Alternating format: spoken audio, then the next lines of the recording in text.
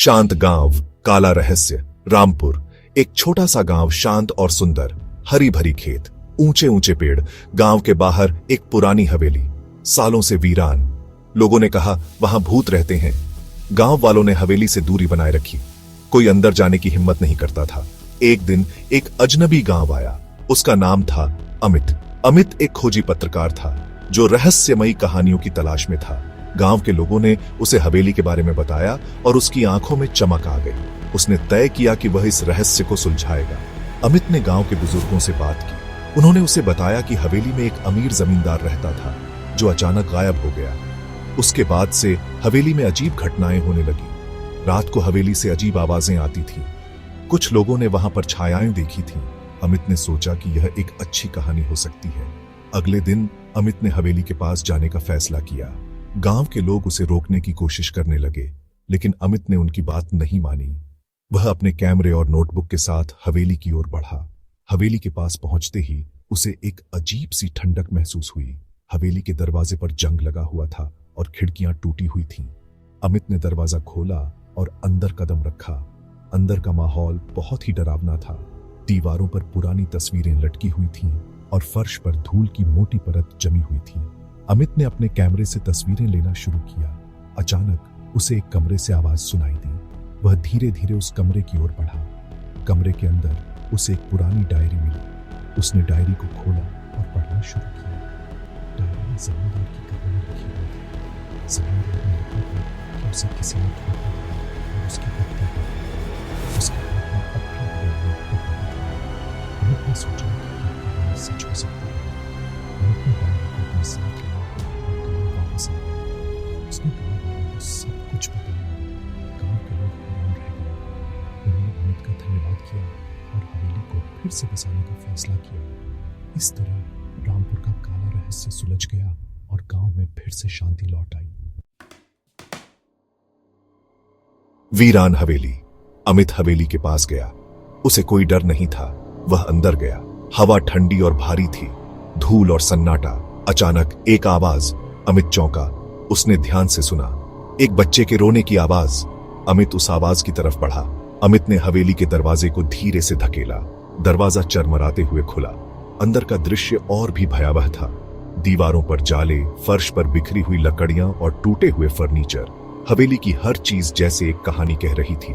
अमित ने अपने कदम आगे बढ़ाए। हर कदम के साथ फर्श की लकड़ियां चरमरा रही थीं। हवेली के अंदर की ठंडक उसकी हड्डियों तक पहुंच रही थी। अचानक हवेली के एक कोने से एक और आवाज आई। इस बार यह आवाज किसी के चलने की थी। अमित ने अपनी सांसें थाम ली और ध्यान से सुना। आवाज धीरे धीरे तेज होती जा रही थी।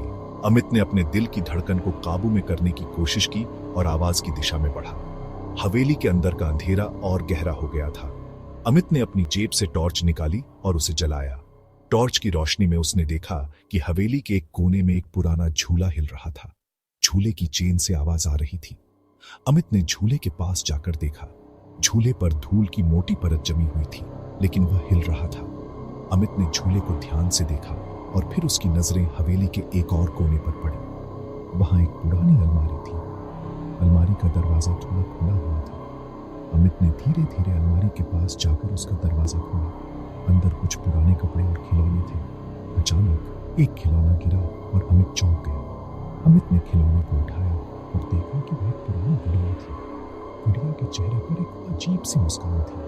अमित ने गुड़िया को वापस अलमारी में रखा और फिर से बच्चे के रोने की आवाज सुनी। इस बार आवाज और भी स्पष्ट थी। अमित ने अपनी टॉर्च की रोशनी उस दिशा में डाली और देखा कि हवेली के एक और कोने में एक दरवाजा था।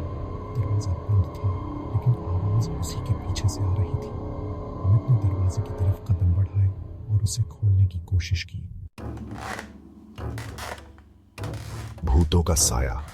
आवाज एक कमरे से आ रही थी। अमित ने दरवाजा खोला। कमरा खाली था, लेकिन रोने की आवाज जारी थी। अमित ने पीछे मुड़कर देखा। एक साया। वह गायब हो गया। अमित डर गया और कांपने लगा। उसने हवेली से भागने का फैसला किया। रहस्य का अंत। अमित गांव वालों के पास भागा। उसने उन्हें सब बताया। गांव वाले हैरान। उन्होंने अमित को बताया हवेली में कोई नहीं रहता, लेकिन फिर रोने की आवाज किसकी थी, यह रहस्य बना रहा। कुछ का मानना था कि वह भूत था, सच्चाई कोई नहीं जानता था। अमित की सांसें तेज हो रही थीं और उसका दिल जोर जोर से धड़क रहा था।